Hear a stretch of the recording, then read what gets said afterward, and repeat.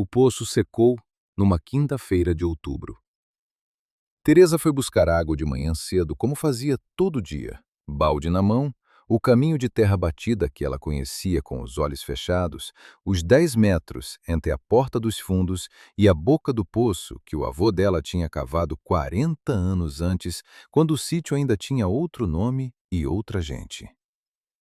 Ela foi no automático, ainda meia adormecida, com a barriga de 8 meses pesando para frente e os pés descalços na terra que estava rachada de seco fazia semanas. Jogou o balde. Ouviu o baque seco lá no fundo. Não o balde batendo na água, o balde batendo na lama. Ela ficou parada com a corda na mão. Puxou o balde. Veio com um dedo de lama escura no fundo. Não era água. Era o que sobra depois que a água vai embora. Ela ficou olhando para a lama no fundo do balde por um tempo que ela não soube medir, com o sol de outubro já chegando quente nas costas, e pensou em todas as coisas que precisavam de água. Ela, o bebê dentro dela, as 3 galinhas no galinheiro, o pé de mandioca que ainda estava vivo no fundo da roça, o tanque da cozinha que estava na metade e ia durar talvez 3 dias se ela fosse econômica. 3 dias. Ela tinha 8 meses de barriga e 3 dias de água. Teresa virou o balde, jogou a lama no chão rachado e foi fazer café com a água que tinha no tanque. Sentou na cadeira da varanda com a xícara quente nas mãos e ficou olhando para o horizonte que estava da mesma cor de sempre. Aquele azul claro e sem piedade do céu de seca que não prometia nada e não devia nada a ninguém. 9 meses sem chuva. O pessoal mais velho da região dizia que não via seca assim desde os anos 80. O prefeito tinha declarado emergência em julho e não tinha feito mais nada desde então. O caminhão-pipa que prometeram vinha de 3 em 3 semanas quando vinha, e a última vez que veio foi há 22 dias, e ela tinha enchido tudo o que tinha para encher, e mesmo assim o poço estava seco agora. Ela colocou a mão na barriga. O bebê se mexeu. Aquele mexer de manhã, lento e sonolento, que ela tinha aprendido a reconhecer como o jeito que ele acordava. Ela ficou com a mão parada, sentindo, e pensou: você não sabe ainda o que é sede. Você não sabe ainda o que é seca. Você está dentro de mim, e dentro de mim ainda tem água. E enquanto eu tiver água, você vai ter. Mas enquanto ela ia ter? O sítio se chamava Boa Vista, que era um nome irônico para um lugar onde a vista principal era a caatinga ressecada se estendendo até onde o olho alcançava. Ficava no interior da Bahia, a 30 quilômetros de Irecê, no meio de um platô que nos anos de chuva era verde e produtivo, e nos anos de seca virava uma paisagem de fim de mundo. Terra rachada, mandacaru, o branco da caliche aflorando onde a camada de solo tinha evaporado junto com tudo mais. Teresa tinha 28 anos e tinha herdado o sítio do pai 2 anos antes, quando ele morreu de infarto num dia de calor em que o termômetro marcou 43 graus na sombra.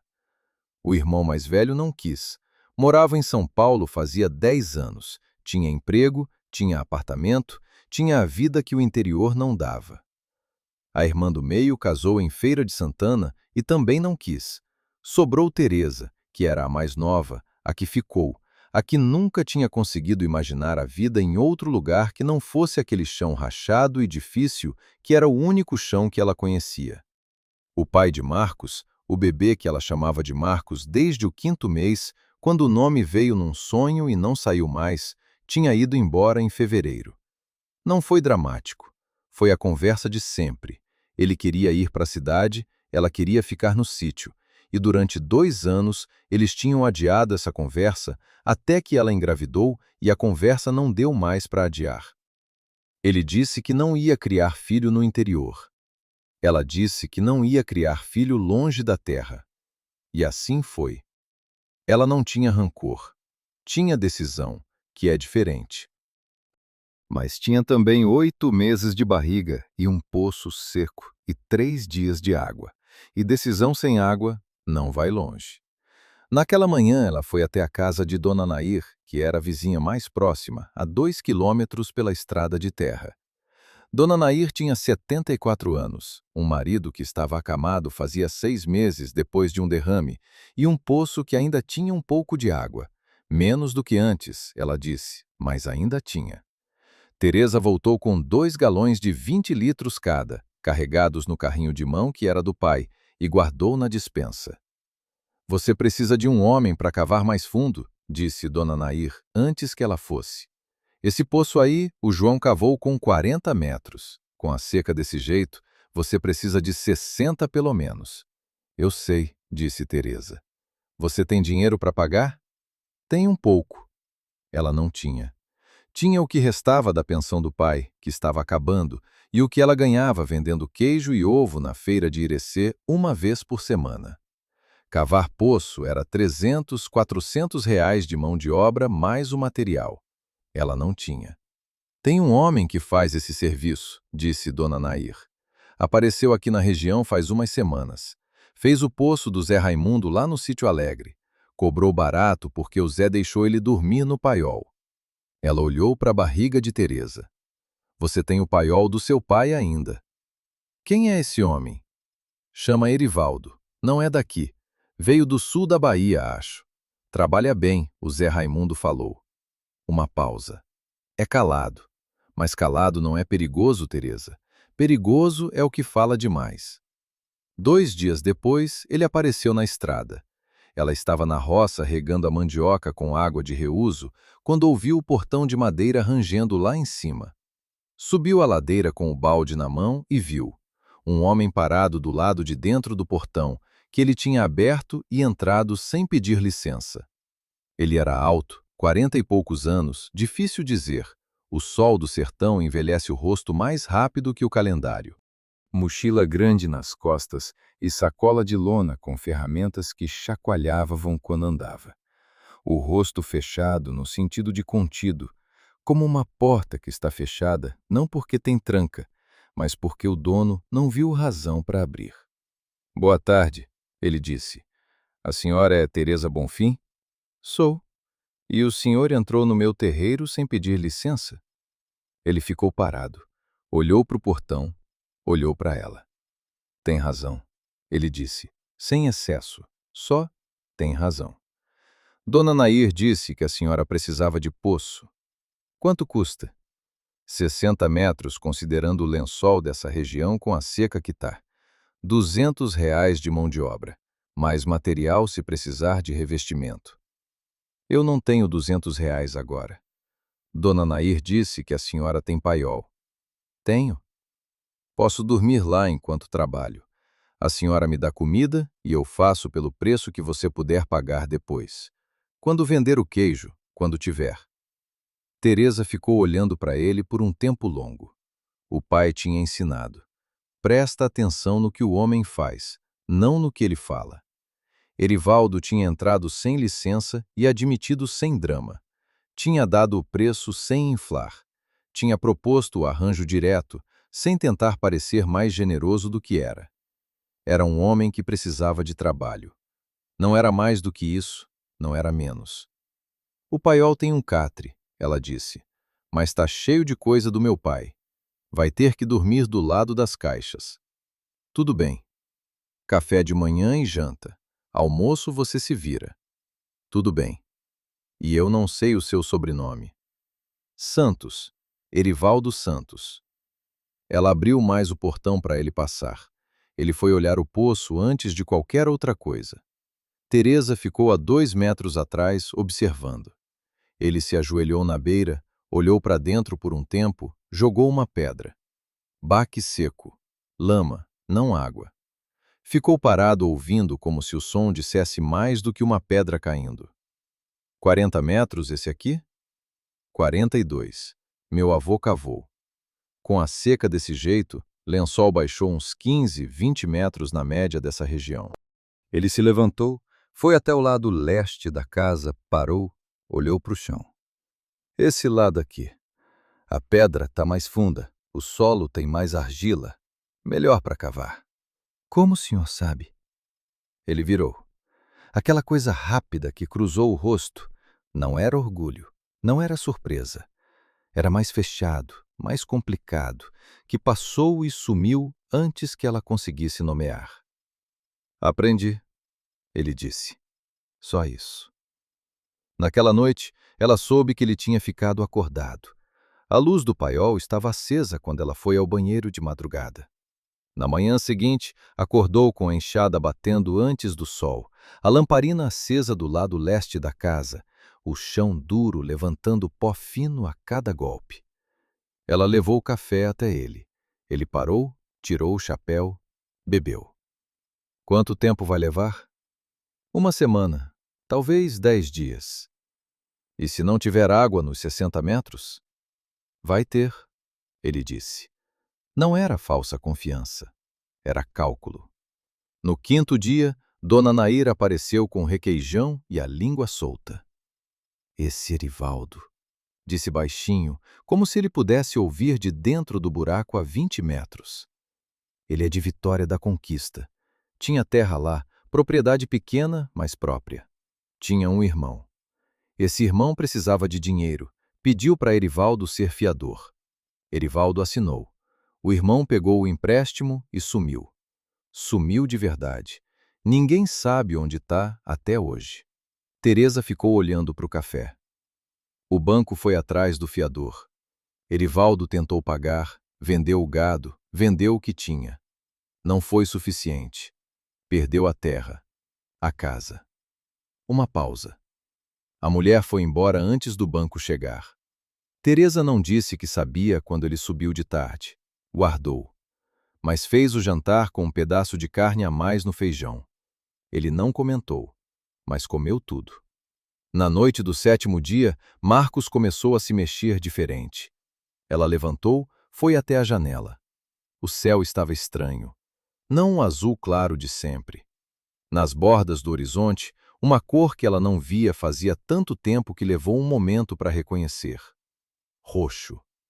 O horizonte estava com uma faixa roxa. Nuvem. Não era chuva ainda. Estava longe. Talvez passasse por cima sem descarregar. Mas era nuvem. A primeira promessa que o céu fazia depois de 9 meses de silêncio. A luz do paiol estava acesa. Ele também estava acordado. Ela foi fazer chá, sentou na varanda no escuro e ficou olhando o roxo no horizonte crescer devagar, muito devagar, como uma promessa que ainda não sabe se vai cumprir. Marcos ficou quieto, como se ele também estivesse olhando. As nuvens foram embora sem deixar uma gota. Teresa acordou na manhã seguinte esperando o cheiro de chuva. Esse cheiro específico de terra molhada depois de seco, que é diferente de qualquer outro cheiro do mundo, que ela conhecia desde criança e que o nariz busca antes dos olhos abrirem. Mas o que chegou pela janela foi o mesmo de sempre. Poeira, mandacaru, o cheiro seco e mineral da caatinga que não recebeu água em 9 meses. Ela ficou deitada olhando para o teto. As nuvens tinham chegado perto o suficiente para escurecer o céu por umas 2 horas na tarde anterior, e o vento tinha mudado de direção, e o pessoal mais velho da região dizia que quando o vento vira para o nordeste é porque vem água. Mas o vento tinha virado, e as nuvens tinham chegado, e depois as nuvens tinham ido embora, e o vento voltou para o lugar onde sempre estava, e o céu ficou limpo e cruel, como se nada tivesse prometido nada. Marcos chutou uma vez, forte, como se ele também tivesse esperado alguma coisa que não veio. Eu sei, ela disse. Eu sei. Ela levantou, foi até a janela, olhou para o terreiro. A lamparina do lado leste da casa já estava acesa no escuro antes do sol.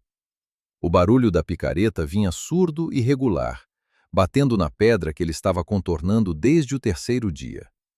Ela ficou ouvindo por um momento. Aquele ritmo que já tinha se tornado parte do som do sítio, como o vento na Jurema e o galo do vizinho lá longe. Foi fazer café. No 8º dia, a água do tanque chegou na metade da metade. Teresa ficou parada na frente do tanque, olhando para o nível marcado na parede de cimento. Ela tinha feito uma marca com carvão quando ele chegou para saber quanto estava gastando por dia e o cálculo não era bom.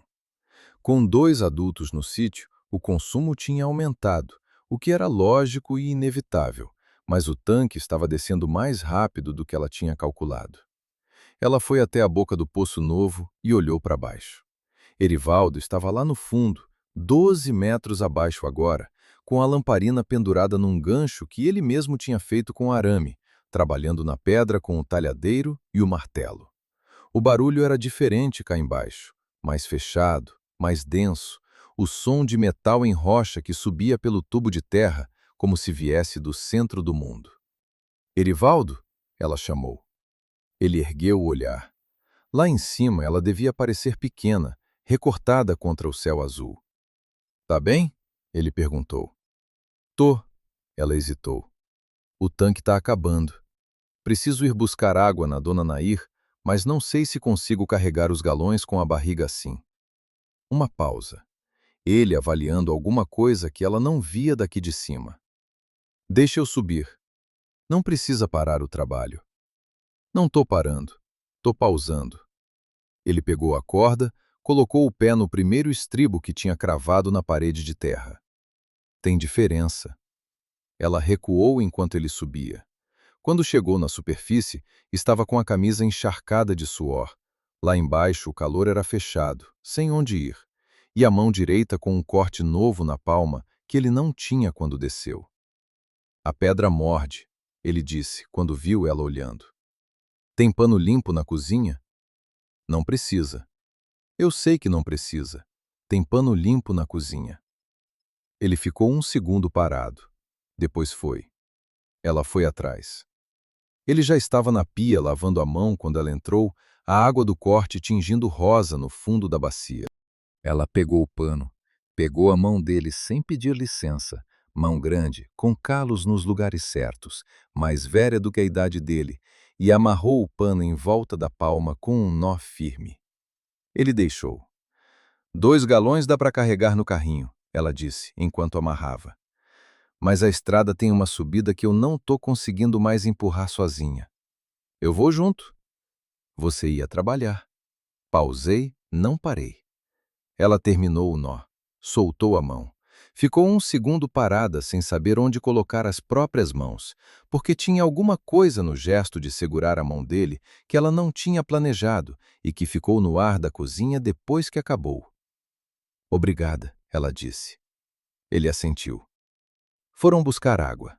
O caminho até a casa de Dona Nair era 2 quilômetros de estrada de terra vermelha, com mandacaru e jurema dos dois lados, e o sol batendo sem piedade porque outubro no interior da Bahia não conhece misericórdia. Erivaldo empurrava o carrinho de mão com os 2 galões vazios, e Teresa caminhava do lado com a mão na barriga, e eles foram boa parte do caminho sem falar nada. Era o tipo de silêncio que ela estava aprendendo a reconhecer como o específico dele. Não era o silêncio de quem não tem nada a dizer, era o silêncio de quem aprendeu a não preencher o ar com palavras que não são necessárias. Ela tinha crescido num interior onde o silêncio era parte da paisagem, onde as pessoas conversavam quando precisavam e ficavam quietas quando não precisavam, e esse silêncio dela e dele na estrada vermelha com o sol de outubro batendo de cima não era desconfortável. Era só o caminho. Em determinado ponto ela disse, sem planejar, "Você já viu seca assim?" Ele caminhou mais 2, 3 passos antes de responder.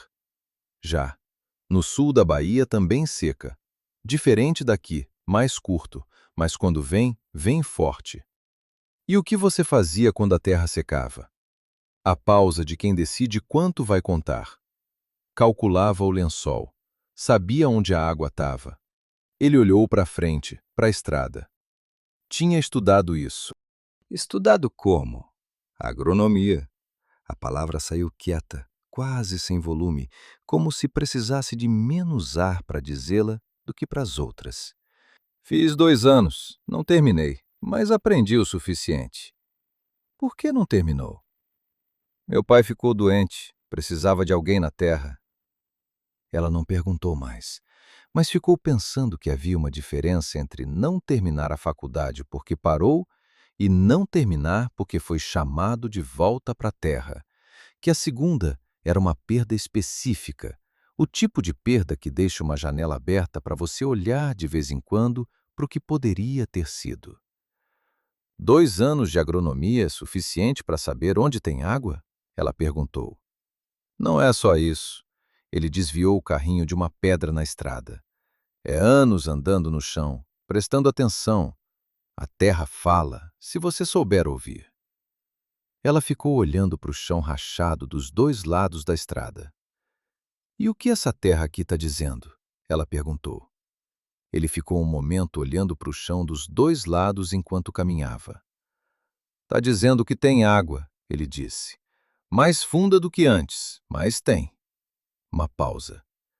E está dizendo que quando a chuva voltar, essa terra vai beber como se não tivesse amanhã. Vai ser bonito de ver. Teresa ficou olhando para a caatinga ressecada, os mandacarus com os espinhos brancos de seco, a jurema com as folhas pequenas enroladas para guardar umidade, a terra rachada em polígonos que pareciam um mapa de lugar nenhum. Vai ser bonito de ver. Ela acreditou. Dona Nair encheu os galões e ficou olhando para os dois no terreiro com a expressão de interior de quem está guardando opinião, mas vai soltar na hora certa. A hora certa foi quando Erivaldo foi levar os galões até o carrinho. Bom rapaz, disse Dona Nair em voz baixa. Trabalhador. É, disse Teresa. Você está comendo direito? Com a barriga assim você precisa comer. Tô comendo. Ele está comendo também? Também. Dona Nair ficou quieta por um segundo. O silêncio que antecedia a coisa que ela realmente queria dizer. Teresa, a voz ficou mais baixa ainda. Deixa ele trabalhar do jeito que ele sabe. Tô deixando. Não tô falando de trabalho. Dona Nair olhou para ela com os olhos de 74 anos que tinham visto muita coisa. Tô falando de deixar. De não ficar tentando controlar tudo o tempo todo porque você tem medo de precisar de alguém e essa pessoa ir embora. O silêncio entre as duas durou mais do que devia. Pode encher mais um galão? Disse Teresa. Dona Nair sorriu. Não de vitória, de reconhecimento. E foi encher. Na volta, a subida era mais difícil com os galões cheios. Erivaldo empurrava o carrinho e ela via os músculos dos braços trabalhando, o pescoço inclinado para frente, os pés procurando firmeza na terra solta. Ela foi do lado sem ajudar, porque não havia como ajudar. Era o tipo de esforço que não divide, você faz ou não faz. E ficou pensando no que Dona Nair tinha dito. De não ficar tentando controlar tudo o tempo todo, porque você tem medo de precisar de alguém e essa pessoa ir embora. Ela não gostou de pensar que Dona Nair estava certa.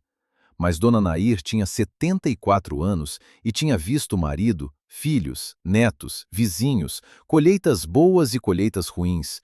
E as pessoas que chegam nessa idade com os olhos ainda abertos, chegaram porque aprenderam a ver o que está na frente delas sem precisar que fosse diferente. Ela estava com medo. Era verdade.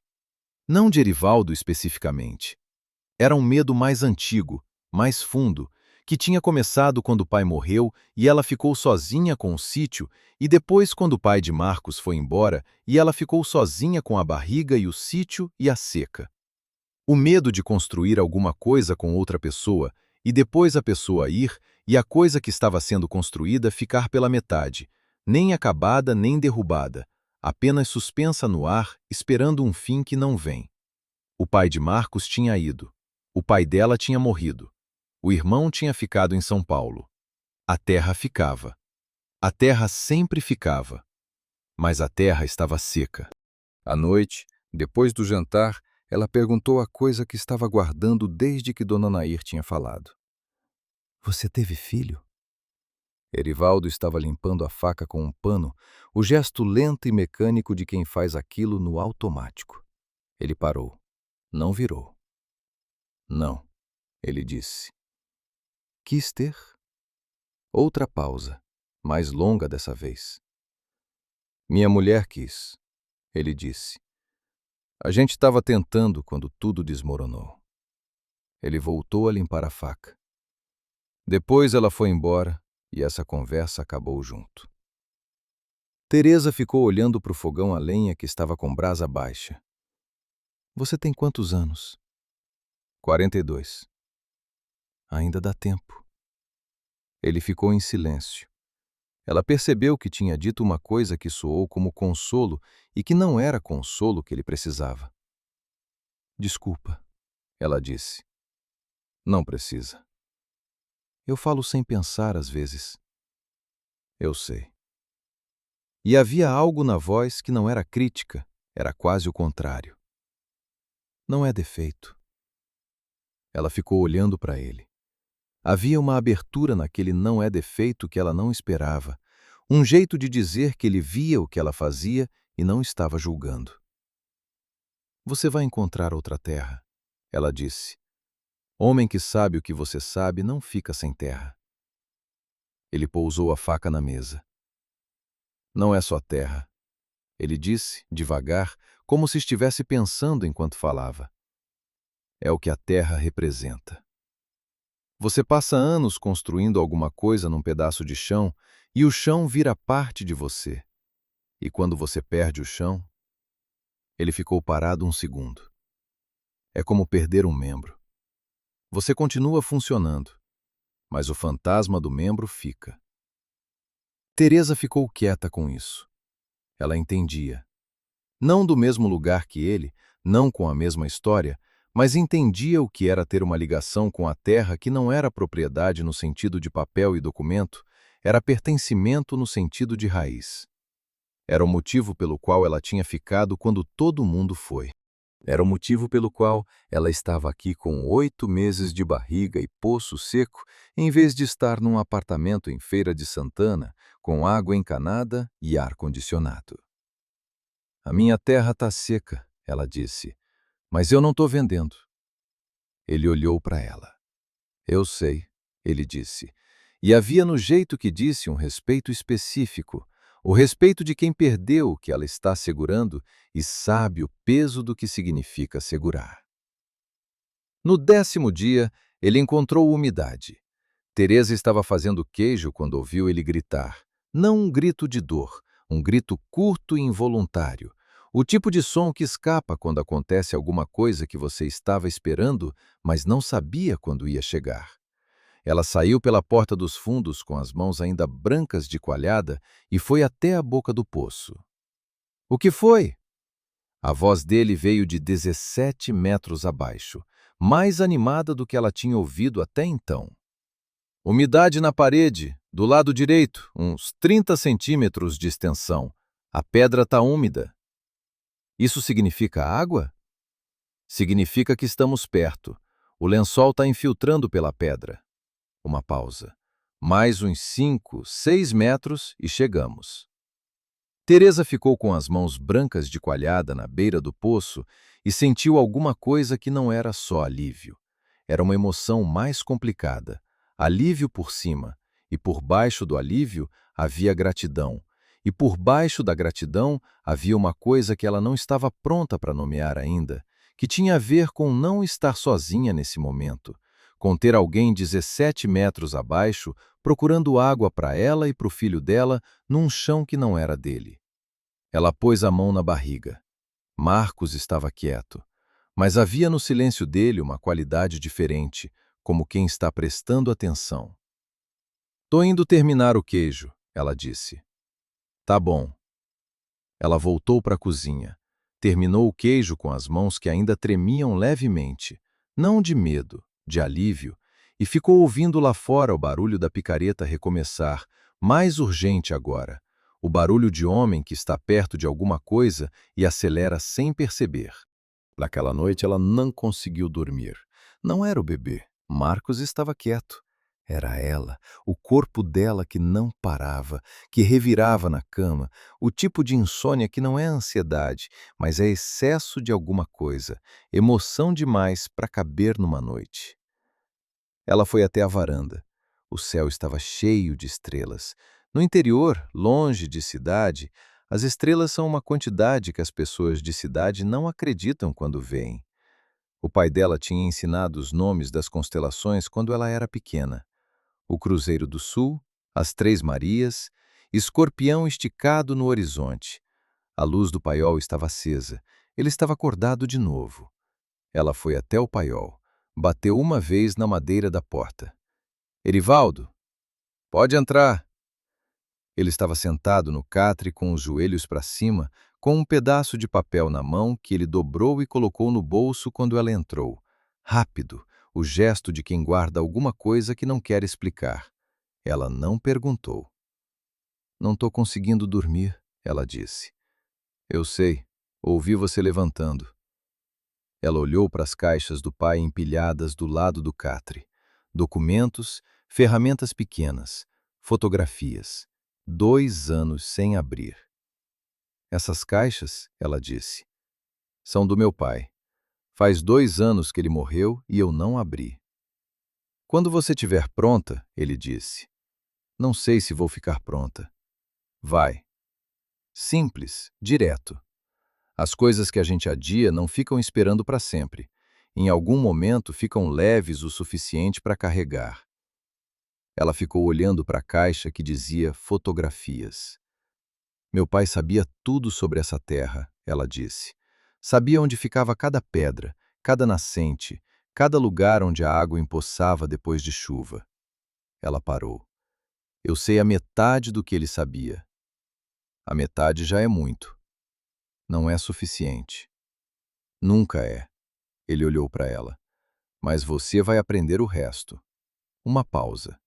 E o Marcos vai aprender o resto depois de você. Ela ficou parada. Era a primeira vez que ele usava o nome do filho. Ela não tinha dito o nome para ele. Tinha dito para Dona Nair. Tinha dito para si mesma, mas não para ele. Ele tinha ouvido, guardado. Como você sabe que é Marcos? Ela perguntou. Ouvi você falar com ele. De noite, às vezes, quando você acha que ninguém está ouvindo. Ela ficou em silêncio. Não era uma invasão. As paredes de adobe são finas e a noite no interior é quieta. Mas havia algo em saber que ele tinha ouvido aquelas conversas que ela tinha com o filho antes de ele nascer. As conversas que ela achava que eram só delas, que a deixou vulnerável de um jeito que ela não esperava. O que você ouviu? Ela perguntou. Ele ficou um segundo em silêncio. Depois, que você vai ficar de pé. A voz estava baixa. Que a terra vai receber chuva. Uma pausa. Que ele vai conhecer o avô por meio do que você sabe. Ela ficou olhando para o chão do paiol. Sim, ela tinha dito essas coisas. No escuro, com a mão na barriga, nas noites em que o sítio ficava grande demais para uma pessoa só. Havia alguma coisa em ele ter guardado, em ele ter repetido de volta com aquela voz baixa e direta que ficou no ar do paiol junto com o cheiro de madeira velha e as caixas do pai. Vai dormir, ele disse. Você e o Marcos precisam. Ela foi. A água chegou numa segunda-feira de manhã, no 13º dia. Teresa estava na varanda fazendo tranças no cabelo, coisa que ela fazia quando estava ansiosa, as mãos ocupadas enquanto a cabeça tentava se acalmar, quando ouviu um barulho diferente vindo do lado leste da casa. Não era o barulho da picareta, não era o martelo na pedra. Era um barulho novo, que ela levou um segundo para identificar porque fazia semanas que não ouvia. Água. Ela se levantou, foi até a boca do poço. Erivaldo? A voz dele veio de 23 metros abaixo, e havia nela uma qualidade que ela não tinha ouvido até então. Não era a voz controlada de sempre, era a voz de alguém que está segurando alguma coisa grande. Chegou, ele disse. Ela ficou parada na beira, olhando para o escuro. A lamparina lá embaixo iluminava a parede de terra e pedra, e ela conseguia ver, mesmo da distância, que o chão ao redor dos pés dele estava escuro de umidade. Não era a umidade da pedra de 2 dias atrás. Era água. Água real, subindo devagar do fundo do lençol que ele tinha alcançado depois de 13 dias cavando sozinho no calor fechado de 23 metros de profundidade. Quanta água? Ela perguntou. Tá subindo. Uma pausa. Vai ser suficiente. Ela ficou parada na beira do poço, com o sol de outubro nas costas e as mãos na barriga, e não disse nada por um tempo. Marcos se mexeu, um mexer lento, como quem acorda de um sonho bom, e ela ficou com a mão parada, sentindo, e pensou em tudo que aquela água representava. Banho, cozinha, as galinhas, a mandioca, o queijo, o parto que estava chegando e que ia precisar de água limpa em quantidade. Sobe, ela disse. Tem café. Ele subiu com a camisa encharcada e a lama até o joelho, e um sorriso que ela não tinha visto nele ainda. Não era um sorriso grande, era o tipo que aparece quando a pessoa não estava planejando sorrir e o rosto faz sozinho, o sorriso involuntário, que é por isso o mais verdadeiro. Ele ficou parado no terreiro se limpando com um pano, e Teresa ficou na porta da cozinha, olhando para aquele sorriso que ela não esperava, e sentiu alguma coisa se mover no peito, que ela decidiu imediatamente não examinar muito de perto. Vai levar uns dias para encher o suficiente para usar, ele disse, voltando ao tom de sempre, o sorriso já guardado. Mas o fluxo é bom, lençol sólido. Quanto tempo até poder tirar água? Uns 3 dias. Depende de quanto o lençol consegue repor. Ele olhou para o buraco. Vou precisar fazer o revestimento para segurar as paredes. Mais 2 dias de trabalho depois que encher. Então 5 dias no total.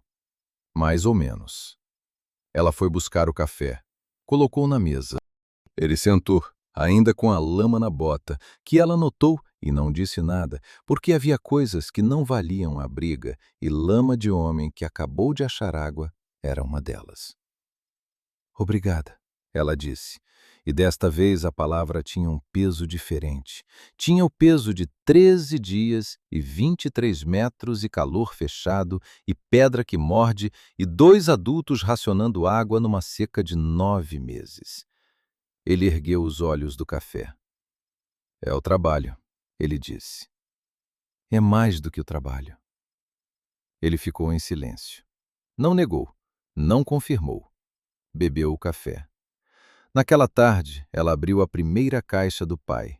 Não planejou.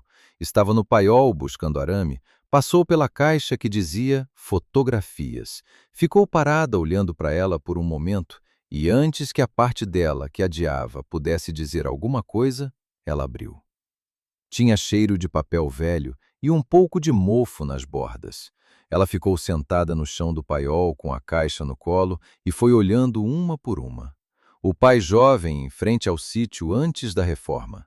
A mãe num vestido que ela nunca tinha visto, sorrindo de um jeito que raramente via quando estava viva. O irmão mais velho bebê no colo do avô. E ela mesma, pequena, uns 4 anos, sentada na beira do poço velho com os pés pendurados sobre o buraco e uma expressão concentrada como se estivesse ouvindo alguma coisa que vinha de dentro da terra. Ela ficou olhando para essa foto por um tempo longo. Não sabia que existia essa foto. Não sabia que alguém tinha visto aquele momento e achado que valia guardar. Ela ouviu passos no terreiro. Erivaldo parou na porta do paiol quando viu ela no chão com a caixa.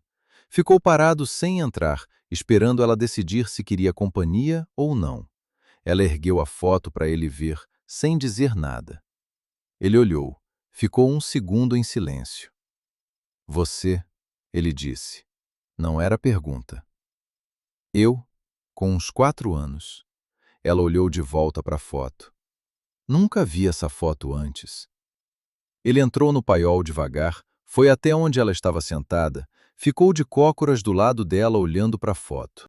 Perto o suficiente para ela sentir o calor dele, o calor de quem trabalhou o dia inteiro. Você já estava ouvindo, ele disse. O quê? A terra, ele apontou para o buraco do poço na foto.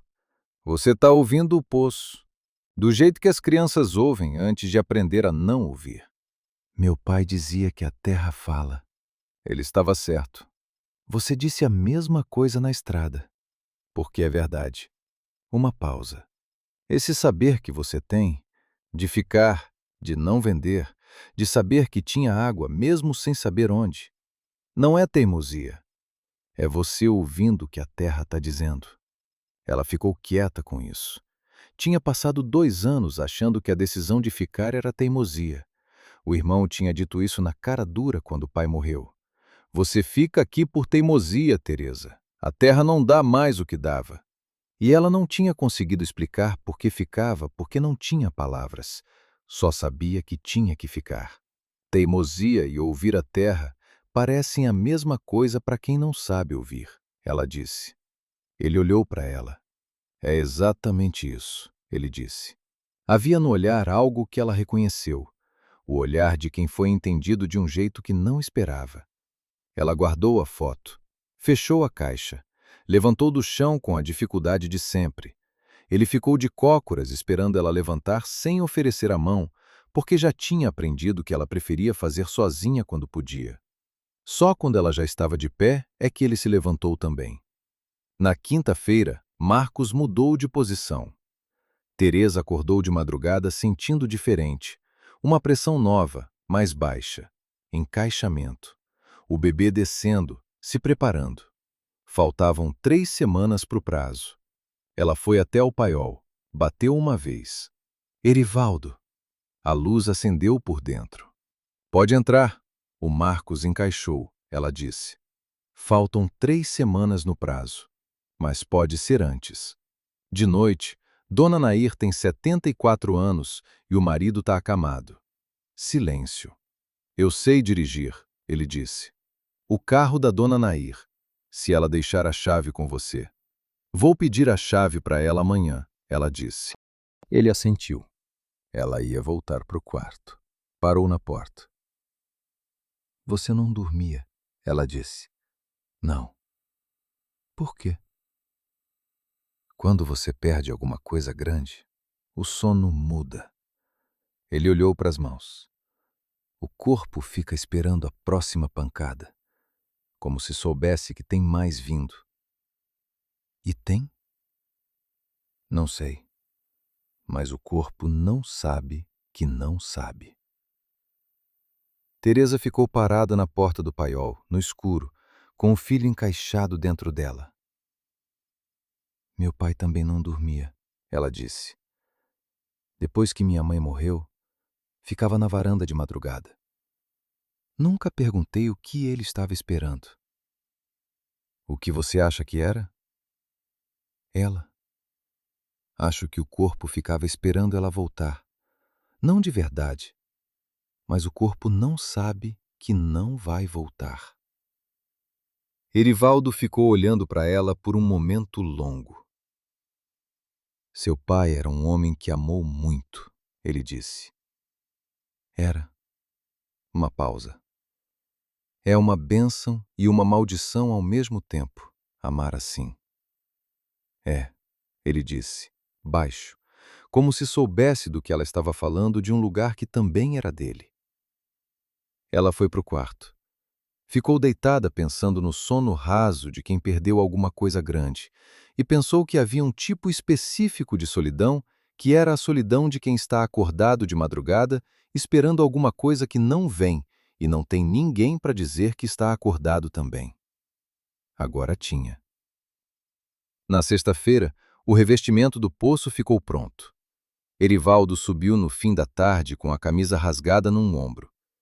Ela estava na varanda e ficou olhando sem disfarçar. Pode tirar água amanhã de manhã, ele disse. O fluxo tá bom, repõe rápido. Com cuidado vai durar a seca toda. E quando a chuva voltar, esse lençol vai estar cheio antes de qualquer outro aqui na região. Por quê? Porque tá fundo. Poço raso enche rápido e esvazia rápido. Poço fundo é reserva de verdade. Ela ficou olhando para a boca do poço novo. E agora? Ela perguntou. Como assim? Agora que o poço está pronto, o que você vai fazer? Era a pergunta que ela tinha adiado porque tinha medo da resposta. Ele ficou parado. O sol de fim de tarde batia de lado, deixando metade do rosto na sombra. Tem cerca no fundo do sítio que precisa de conserto, ele disse. Vi na semana passada. Tem. E o telhado do paiol tá com uma telha solta do lado direito. Tá. E você vai precisar de lenha quando o bebê chegar. Noites de recém-nascido são frias. Ela ficou olhando para ele. Não era a resposta para a pergunta que ela tinha feito. Era uma lista de trabalho. Mas era também, ela entendeu, a única resposta que ele sabia dar naquele momento. Não em palavras sobre ficar ou ir, mas em tarefas, em coisas que precisavam ser feitas. Tá bem, ela disse, e foi fazer jantar. No sábado de manhã, ela tirou água do poço novo pela primeira vez. O balde desceu. Ela ouviu o splash, real e cheio. O barulho que ela não tinha ouvido fazia semanas. E subiu pesado, escorrendo pelas laterais, com a água limpa e fria que vinha de 23 metros de profundidade e que tinha um cheiro de pedra e fundo de terra, o cheiro de água que nunca tinha visto sol. Ela mergulhou a mão. Fria, real. Prova, ele disse. Ela juntou água na palma da mão. Bebeu. Era a água mais boa que ela tinha tomado na vida.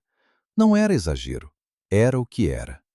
Água de lençol fundo, filtrada por metro após metro de pedra e argila, sem o gosto de cano e cloro da cidade, sem o gosto morno da cisterna.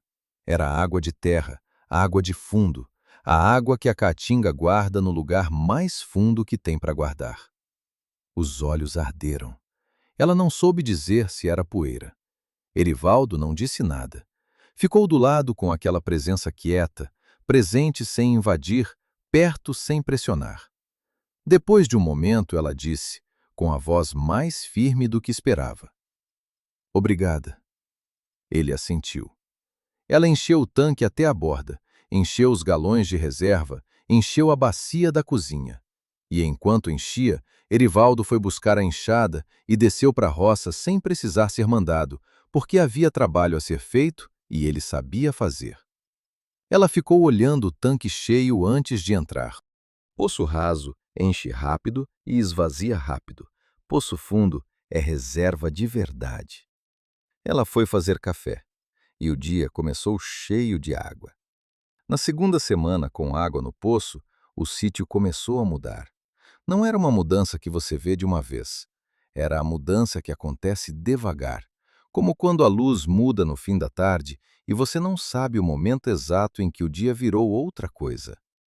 Teresa foi notando aos poucos. A mandioca, que ela achava perdida, tinha brotado 2 dedos novos do lado do caule ressecado.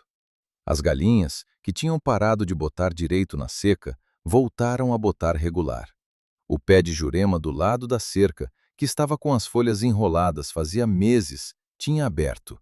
Não muito, só um pouco, mas o suficiente para mostrar que estava vivo e que sabia que tinha água de novo nas proximidades. A terra sabe, o pai dela tinha dito uma vez. Antes de qualquer sinal visível, a terra já sabe. Ela foi até a roça numa manhã de terça-feira e ficou parada olhando para o chão, que estava menos rachado do que estava.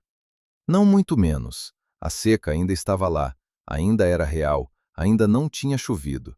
Mas havia uma diferença de textura, uma diferença que ela sentia nos pés descalços, como se o solo tivesse soltado alguma coisa que estava segurando. Erivaldo estava do lado da cerca reformando um mourão que tinha apodrecido. A terra está diferente, ela disse. Ele parou de trabalhar, olhou para o chão. A umidade do lençol sobe, ele disse. Não resolve a seca, mas ajuda. A terra sente a água abaixo mesmo que não chegue na superfície. Ela ficou olhando para o chão embaixo dos pés. É como saber que tem alguém do outro lado da parede, ela disse. Você não vê, mas sabe que está lá. Ele ficou olhando para ela por um segundo. É exatamente isso, ele disse, e voltou para o mourão. Foi na quarta-feira que ela encontrou o papel.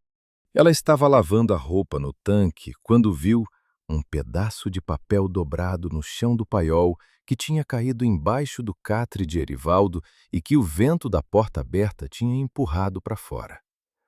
Ela foi buscar sem pensar, porque papel no chão de adobe pega a umidade e apodrece. E quando viu que estava dobrado e escrito, ficou parada. Não era carta, era uma lista. Ela não devia ter lido, mas os olhos foram, e em meio segundo ela tinha lido a primeira linha antes de poder fechar. Coisas que eu devo. Ela dobrou o papel. Colocou de volta no chão do paiol, no lugar onde tinha caído. Foi terminar a roupa, mas a primeira linha ficou. Coisas que eu devo. Ela ficou pensando nisso enquanto torcia a roupa, enquanto estendia no varal, enquanto o sol de outubro secava tudo em menos de uma hora. Um homem que carrega uma lista do que deve. Não dívida de banco, isso ela já sabia, o banco tinha levado tudo. Era outro tipo de dívida. O tipo que não tem credor com endereço. O tipo que você paga para ninguém e todo mundo ao mesmo tempo. Ela não perguntou, mas ficou pensando. Na quinta-feira de manhã, Marcos deu um chute diferente. Não era o chute de sempre. Era mais forte, mais baixo, um chute que ela sentiu na bacia e que a fez parar no meio de fazer o café com a mão na barriga e a respiração suspensa. Ele deu outro. E outro. 3 chutes em sequência, cada um mais forte que o anterior, e ela ficou parada na cozinha esperando o próximo, e quando o próximo não veio, ficou com o coração batendo mais rápido do que precisava. Ela foi até a porta dos fundos. Erivaldo! Ele estava no terreiro afiando a enxada com uma pedra. Ergueu o olhar. Marcos está diferente, ela disse. 3 chutes fortes seguidos e parou. Ele se levantou. Ficou parado olhando para ela com aquele olhar de cálculo. Não era o cálculo de poço e lençol, era outro tipo, mais rápido. Dói alguma coisa? Não, só os chutes. Contração? Não, é diferente de contração. Ele ficou um segundo em silêncio. Às vezes eles ficam agitados quando alguma coisa muda, ele disse. Devagar, como se estivesse buscando as palavras num lugar que não era de acesso fácil. Minha cunhada teve filho. Meu irmão me contou que o bebê ficava agitado antes de tudo que era mudança. Antes de ela ir para o hospital. Antes de tempestade. Ela ficou olhando para ele. Antes de tempestade. É o que meu irmão disse. Uma pausa. Eu nunca vi isso de perto. Ela colocou a mão na barriga. Marcos estava quieto agora, aquela quietude de depois de movimento, como quem fez o que tinha que fazer e voltou a esperar. O céu está diferente? Ela perguntou. Ele olhou para o horizonte. Ficou um tempo olhando. Aquele tempo que ela tinha aprendido a reconhecer como ele lendo alguma coisa que ela não sabia ler.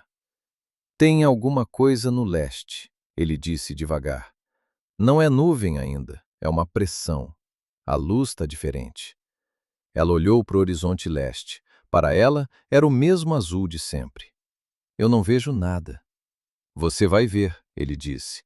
Hoje à tarde, talvez, ou amanhã. Ela ficou olhando para o horizonte por mais um momento. Depois foi terminar o café, mas ficou com o ouvido aberto o dia todo. À tarde, ela viu. Estava na varanda quando a luz mudou. Não ficou mais escura, ficou diferente, uma qualidade de luz que ela reconheceu de algum lugar fundo, alguma memória de infância de quando a chuva vinha de verdade. A luz ficou mais amarela, mais pesada, o tipo de luz que parece que o sol está mais perto do que deveria estar. E no horizonte leste, muito longe ainda, havia uma mancha escura que não era morro, era nuvem. Ela ficou parada na varanda com a mão na barriga e ficou olhando para a mancha escura que crescia devagar, muito devagar, mas crescia. Marcos estava quieto dentro dela com aquela quietude de quem já disse o que tinha que dizer e agora esperava. Ela foi chamar Erivaldo. Ele já estava olhando. Estava parado no terreiro com a ferramenta ainda na mão, olhando para o horizonte leste, e quando ela chegou do lado dele, nenhum dos dois disse nada por um tempo. Ficaram parados lado a lado, olhando para a mancha que crescia no céu. É chuva?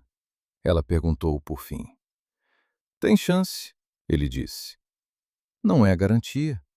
Pode passar por cima sem cair. Mas tem chance. Tem. Ela ficou olhando.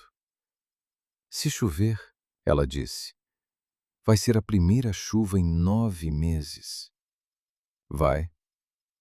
Você vai querer ver. Ele ficou em silêncio. Ela não sabia exatamente o que tinha querido dizer com aquilo.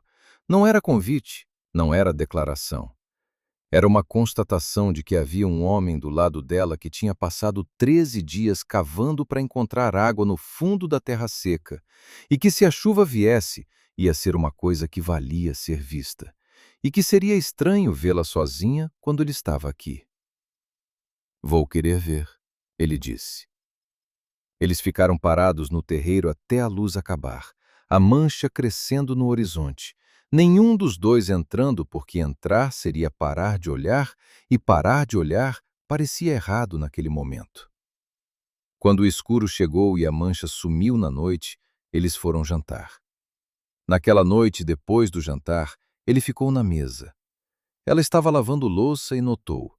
Ele não tinha ido para o paiol. Estava com as mãos na mesa, olhando para frente. O olhar de quem está dentro de alguma coisa que não é a cozinha. Ela terminou a louça, secou as mãos, sentou na mesa. Ele não falou. Ela esperou. Depois de um tempo, ele disse, você já ouviu falar de João Ferreira? Não acho. Agricultor do sul da Bahia. Pequeno produtor, como eu era. Ele ficou olhando para a mesa. Eu dei consultoria para ele. Não pago. Ele não tinha dinheiro para pagar, e eu tinha feito 2 anos de agronomia e trabalhado na terra a vida inteira e achei que sabia o suficiente para ajudar. Uma pausa. Errei. Teresa ficou quieta. O que aconteceu? Eu analisei o solo dele e disse que devia plantar feijão naquele ano. As condições eram boas. Pelo menos eu achei que eram boas. Mas eu errei no cálculo da umidade residual do solo. Não era o que eu pensei que era. Ele parou. A plantação toda perdeu. Ele tinha investido o que tinha. Empréstimo, as economias, tudo. O silêncio da cozinha ficou diferente. O que ele fez? Ela perguntou. Foi embora, disse Erivaldo. Não embora de cidade, embora de tudo. Ele ficou parado. Eles encontraram ele 2 dias depois, no fundo do açude da propriedade. Teresa ficou parada com as mãos na mesa. Erivaldo. Eu errei o cálculo, ele disse. A voz estava plana de quem ensaiou essa frase, quem sabe essa frase de memória. Eu tinha certeza, e eu estava errado. E ele perdeu tudo baseado no que eu disse que era certo. Você não matou ele. Eu sei. Você não sabia que ia. Eu sei. A voz ficou um pouco mais tensa. Mas eu também não sabia que estava errado. E deveria saber. Se eu soubesse o que não sabia, eu teria dito que não sabia, em vez de agir como se soubesse. Ele olhou para a mesa. Eu confiei demais em mim mesmo. E João Ferreira pagou. Teresa ficou olhando para ele. Havia coisas que ela podia dizer, verdadeiras, certas, úteis, mas eram as coisas que as pessoas dizem quando não sabem o que dizer. E ela não queria ser mais uma pessoa dizendo as coisas certas que não chegam no lugar onde a dor está. Por que você me contou isso? Ela perguntou. Porque você perguntou por que eu parei de usar o que aprendi, ele disse. Você não perguntou com palavras, mas perguntou. Era verdade. A pergunta não dita tinha circulado desde o começo, desde que ela notou que ele sabia de solo e lençol e tipo de rocha, mas andava como trabalhador braçal, como se o conhecimento fosse uma ferramenta que ele carregava no bolso, mas não usava mais. E aqui você usou, ela disse. Aqui eu usei. Por que aqui é diferente? Porque aqui eu calculei melhor. Passei 3 dias olhando para o chão antes de decidir onde cavar. Fui mais devagar. Uma pausa. E porque desta vez eu sabia o que não sabia e levei isso em conta. Achou água. Achei. João Ferreira não é sua culpa, ela disse. Não como consolo, como conclusão. Você errou um cálculo. Ele tomou uma decisão. São coisas diferentes que aconteceram juntas e ficaram grudadas, mas são coisas diferentes. Ele ficou em silêncio. É o que eu tento me dizer, ele disse. Às vezes funciona? Às vezes. Ela assentiu. Não insistiu. Havia coisas que você podia ajudar a carregar, mas não podia carregar no lugar de ninguém. Obrigada por me contar, ela disse. Ele ergueu os olhos. Você não vai me dizer que eu devia ter contado antes? Não. Ela ficou olhando para ele. Você contou quando estava pronto. É assim que funciona. Ele ficou parado olhando para ela com aquela expressão que ela tinha aprendido a reconhecer, o rosto de quem não esperava ser entendido, e foi. Ele se levantou. Foi para o paiol. Ela ficou na mesa pensando em João Ferreira, que ela nunca conheceu, e pensou em como a vida é feita de correntes invisíveis, onde uma coisa puxa a outra. Um homem errou um cálculo. Outro homem perdeu a lavoura. Outro homem foi para o fundo do açude. O primeiro homem carregou isso por anos. Perdeu terra, perdeu mulher, perdeu sono, andou de sítio em sítio cavando poço. E chegou no Boa Vista numa tarde de outubro com uma mochila e uma sacola de ferramentas, e encontrou uma mulher com 8 meses de barriga e poço seco. E agora havia água. E havia nuvem no horizonte leste.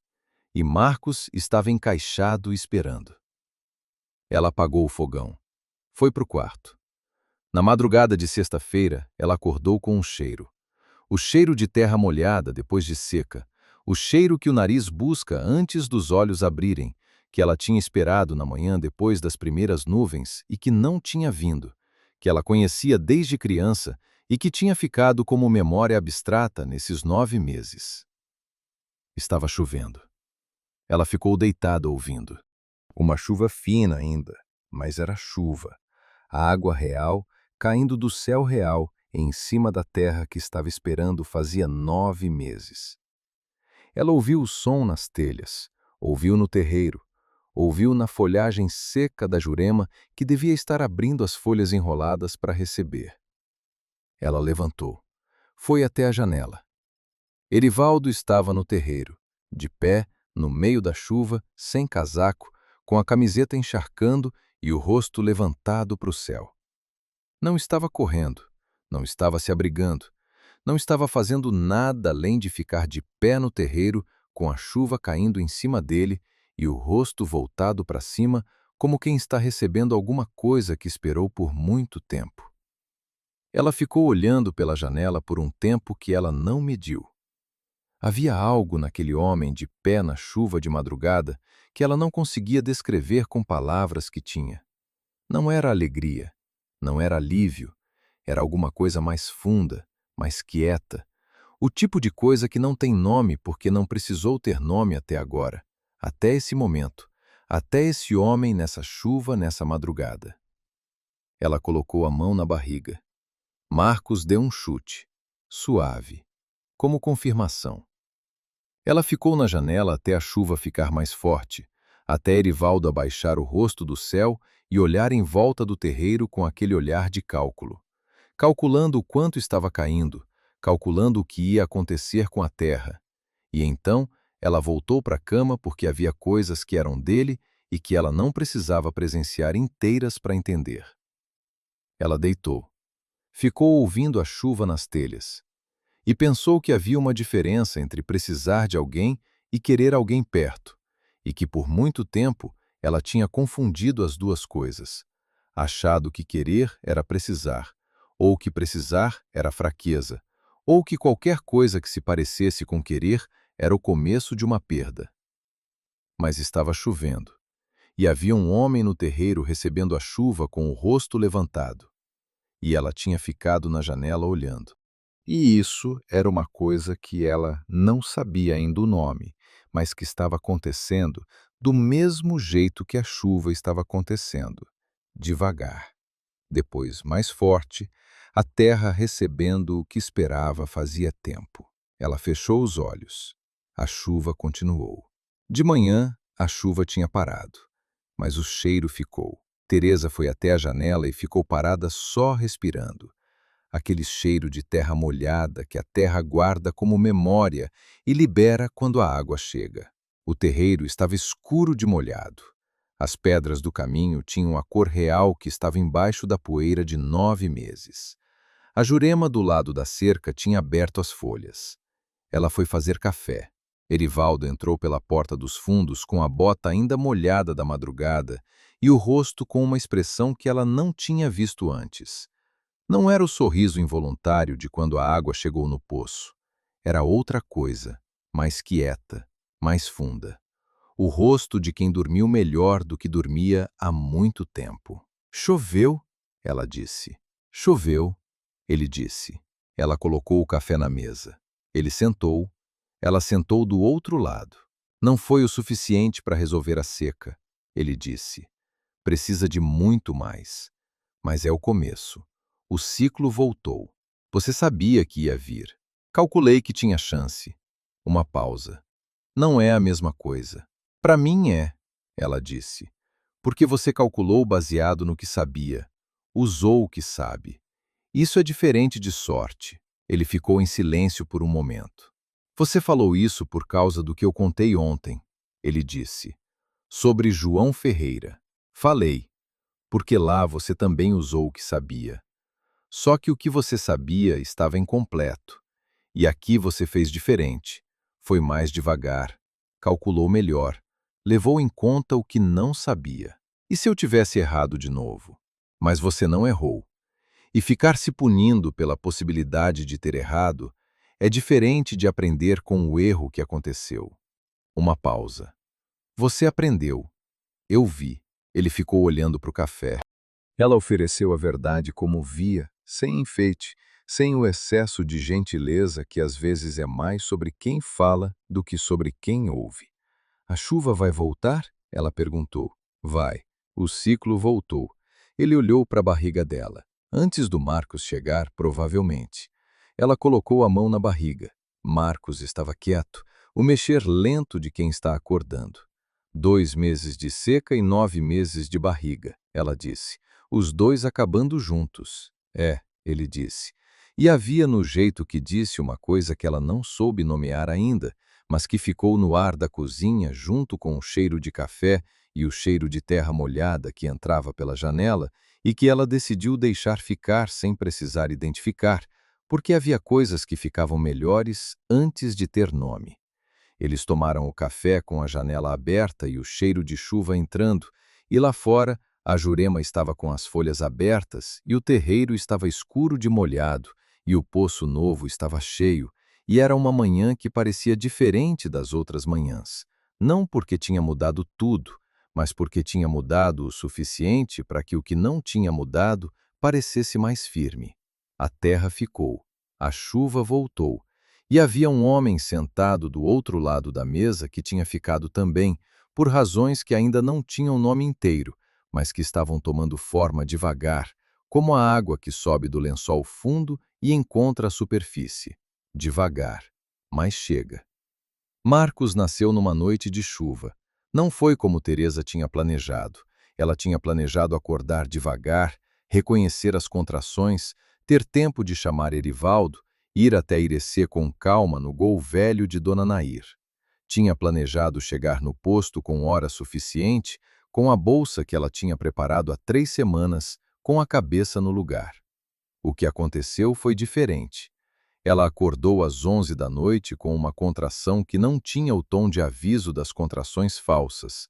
Tinha o tom de verdade, aquele que você reconhece no corpo antes de reconhecer na cabeça. Ficou parada na cama contando. 8 minutos. 7. 7 de novo. Ela levantou, foi até a janela. Estava chovendo. Não era a chuva fina de 2 dias atrás, era a chuva de verdade. A chuva que a Caatinga esperava fazia 9 meses. A chuva grossa e generosa que caía com o barulho de cobertor pesado no telhado e que já tinha formado poças no terreiro e que ia transformar a estrada de terra em 40 minutos de barro intransitável. Ela ficou parada na janela olhando para a chuva com a contração passando devagar, e o próximo pensamento chegando antes do próximo pensamento deveria chegar. A estrada. Ela foi até a porta do corredor. Bateu. Erivaldo! A porta abriu em 3 segundos. Ele não estava dormindo. Ela sabia antes de ver pela expressão dele o rosto de alguém que estava esperando ser chamado. Começou, ela disse. E tá chovendo forte. A estrada não vai aguentar. Ele ficou parado por exatamente 2 segundos. Ela viu ele calcular. Não era o cálculo dela, era o cálculo de alguém que avalia a situação e encontra saída. O cálculo de quem foi treinado pela vida a não ficar parado quando há problema. Vou buscar Dona Nair, ele disse. Com essa chuva ela não vai conseguir vir. Não para vir, ele disse. Ela é parteira. Ou foi. O Zé Raimundo falou que ela ajudou no parto de 3 filhos dele antes de ter posto em Irecê. Teresa ficou parada. Você sabia disso? Guardei quando ouvi. Ele já estava pegando o casaco. Fica aqui. Não faça nada sozinha. Volto em 20 minutos. A estrada. Eu sei a estrada. Ele foi pela porta dos fundos sem olhar para trás. Teresa ficou parada no corredor ouvindo a chuva e os passos dele sumindo no terreiro encharcado. Outra contração veio. 6 minutos dessa vez. Ela foi até a cozinha, acendeu o fogão, colocou água para ferver porque fazer alguma coisa com as mãos ajudava a cabeça a não ir a lugares que não devia ir. Marcos não se mexeu. Era a quietude diferente, não a quietude de sonho, a quietude de quem está se preparando. Dona Nair chegou em 17 minutos.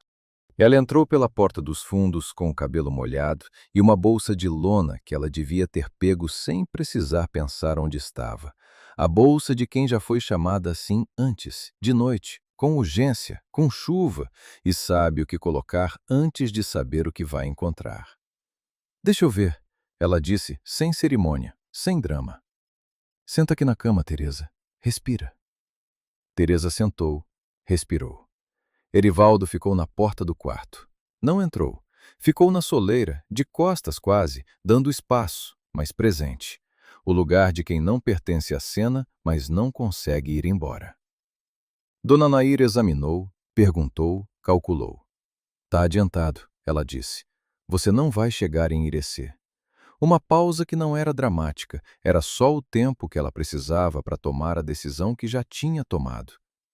A gente faz aqui. Aqui. Você tem água quente? Tem. Tem lençol limpo? Tem. Então tem o que precisa. Dona Nair olhou para Erivaldo na soleira. Você. Vai buscar mais lençol no armário do corredor, o segundo de cima, e fica perto porque eu posso precisar de você. Ele foi. O que Teresa lembrou depois, quando tentava ordenar à noite, foi que não foi como ela tinha imaginado que seria. Ela tinha imaginado que seria assustador, que ia ter medo, que ia ser o tipo de experiência que você sobrevive e depois conta com a voz que treme. Não foi assim.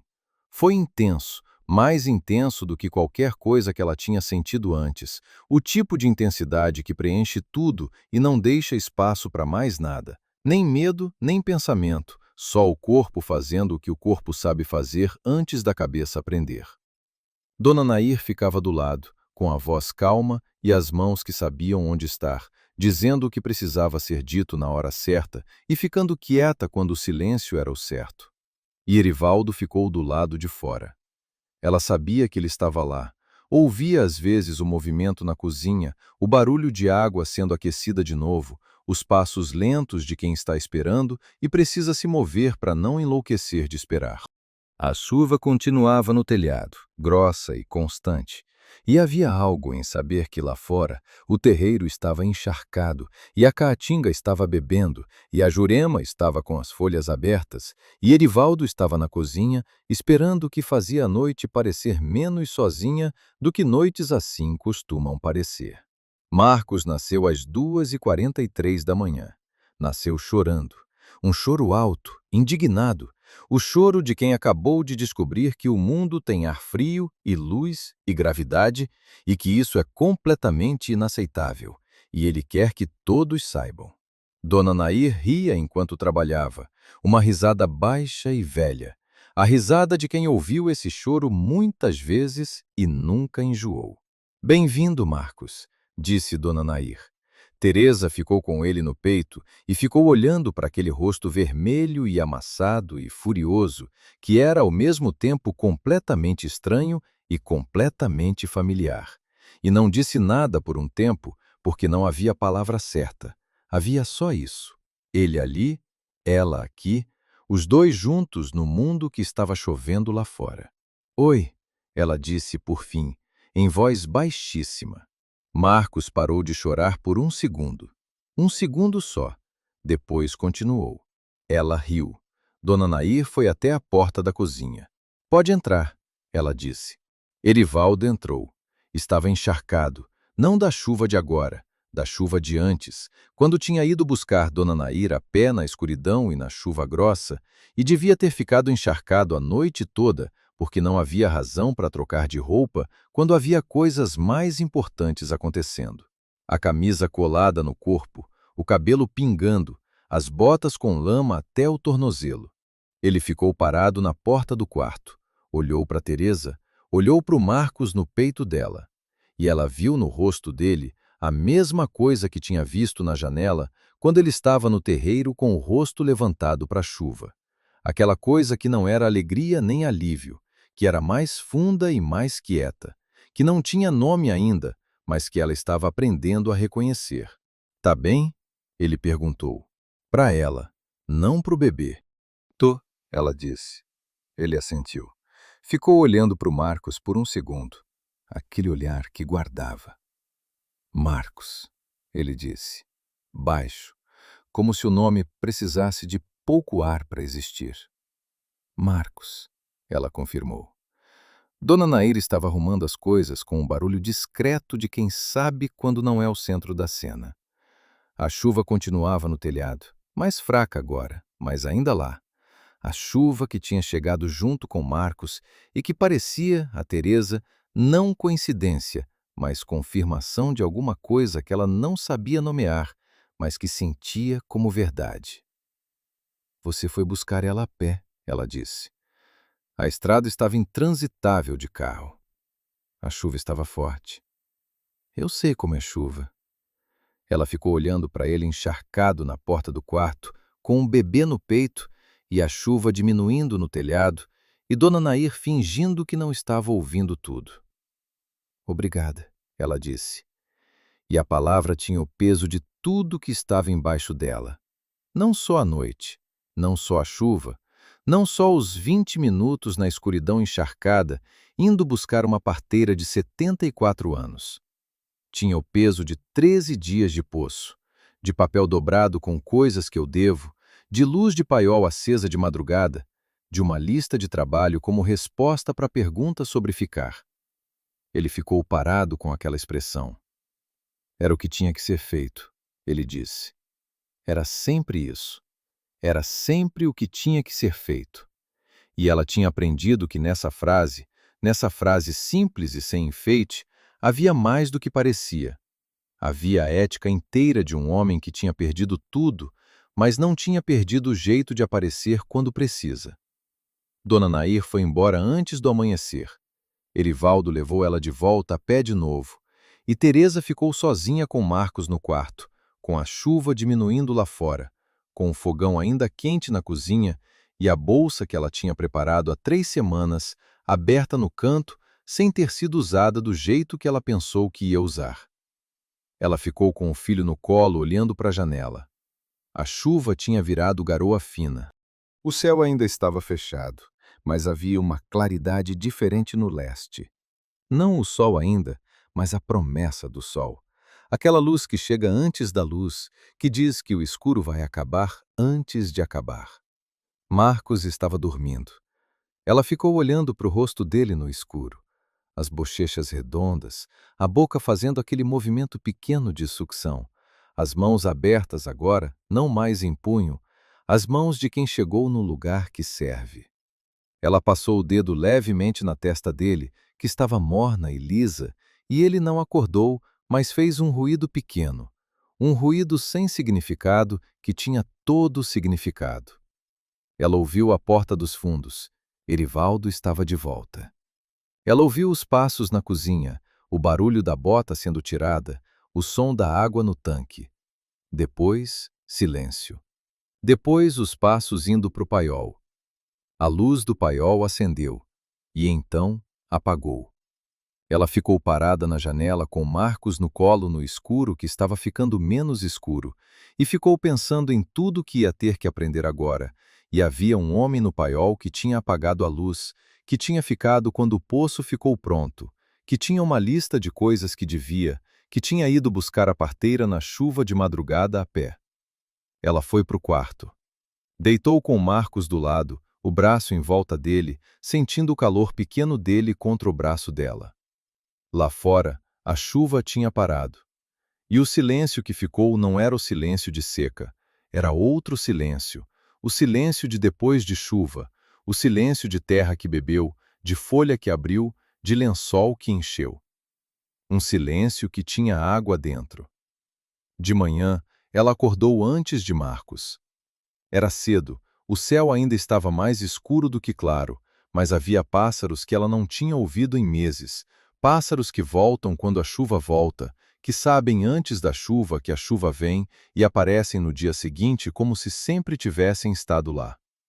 Ela foi até a janela. O terreiro estava encharcado e brilhando com a luz que estava chegando. A Jurema estava com as folhas abertas, mais abertas do que ontem, mais verdes, a cor voltando devagar como sangue voltando num membro que estava dormente. O mandacaru, do lado da cerca, estava com as aréolas inchadas de água.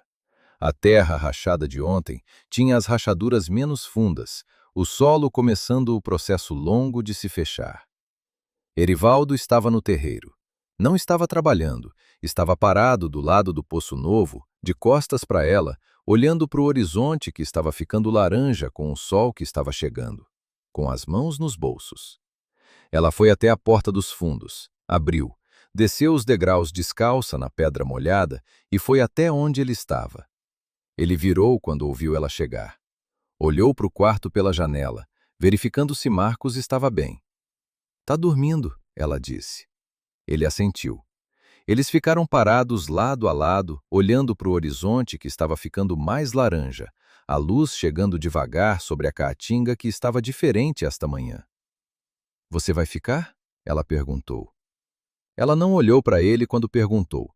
Ficou olhando para o horizonte, porque era mais fácil perguntar para o horizonte do que para ele. Ele ficou em silêncio por um tempo. Não era o silêncio de quem não sabe. Era o silêncio de quem sabe e está decidindo como dizer.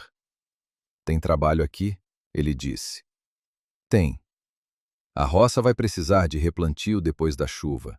A cerca do fundo ainda não está pronta." Uma pausa. "E você vai precisar de mãos livres nos primeiros meses." "Vou." Silêncio. "Erivaldo", ela disse.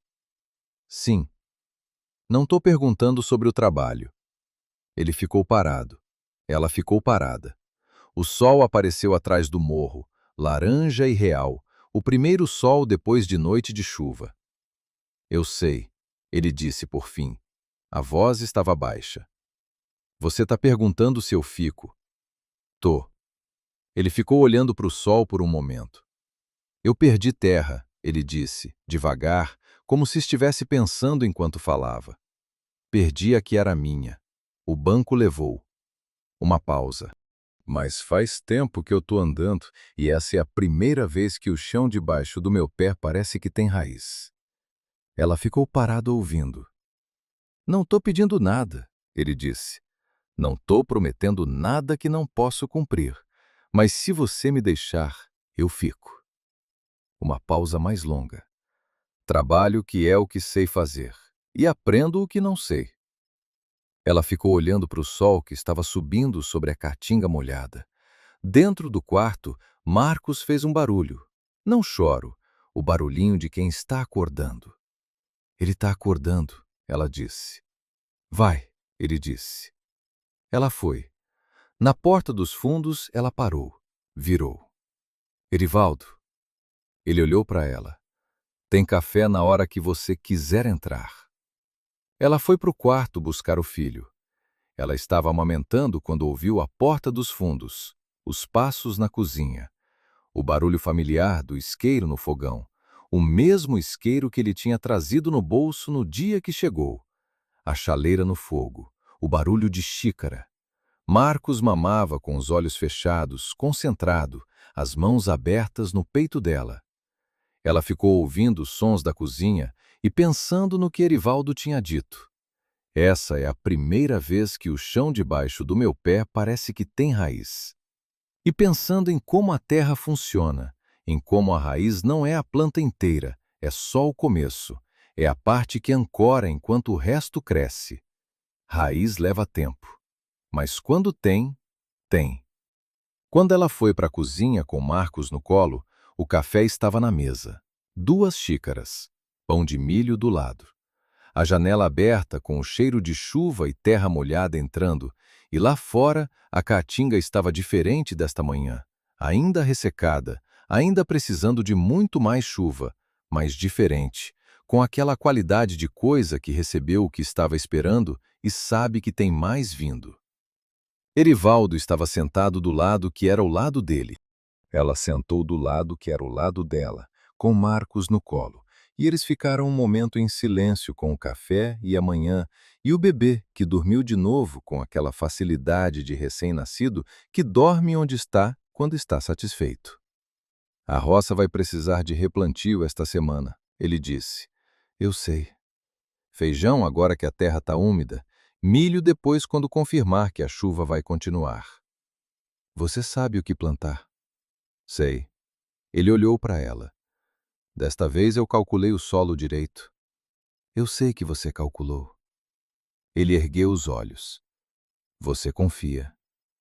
Não era pergunta, era constatação. A constatação de quem está acostumado a não ser confiado e encontrou, nessa cozinha, nessa mulher, uma coisa diferente. Confio, ela disse. Simples, direto, sem enfeite. Ele ficou olhando para ela por um segundo. Aquele segundo em que o rosto mostra alguma coisa antes de guardar de volta. Depois olhou para o café. Marcos abriu os olhos. Ficou olhando para o teto com aqueles olhos de recém-nascido que ainda não focam, mas olham com tudo, com aquela atenção total que os bebês têm antes de aprender a filtrar o mundo. Depois virou a cabeça, devagar, com um esforço enorme e sério de pescoço de 3 horas de idade, e ficou olhando na direção de Erivaldo. Erivaldo ficou parado.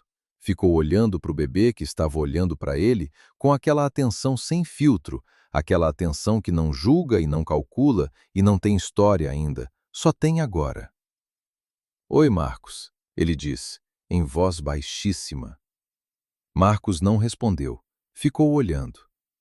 Teresa ficou olhando para os dois, o homem de 42 anos que tinha perdido terra e sono e jeito de confiar em si mesmo, e o menino de 3 horas que não sabia ainda nada disso, que estava olhando para ele como se ele fosse só o que estava na frente dos olhos, que era um homem sentado numa mesa numa cozinha numa manhã depois de chuva. Às vezes é isso que a gente precisa, ser visto por alguém que não sabe ainda o que perdemos. Ela pegou a xícara, tomou o café. Lá fora, a caatinga estava acordando com a chuva que tinha vindo, e o sol estava subindo sobre a terra que tinha bebido, e no poço novo do lado leste da casa, o lençol estava cheio com a água que não ia embora fácil, porque estava fundo, porque tinha raiz, porque Erivaldo tinha calculado direito desta vez e ia continuar calculando. A janela estava aberta. O cheiro de chuva e terra continuava entrando, e o dia foi começando devagar, como todos os dias começam, sem anunciar, sem pedir licença, simplesmente chegando porque é o que os dias fazem, com ou sem chuva, com ou sem seca, com ou sem as pessoas que ficam e as que vão, apenas chegando.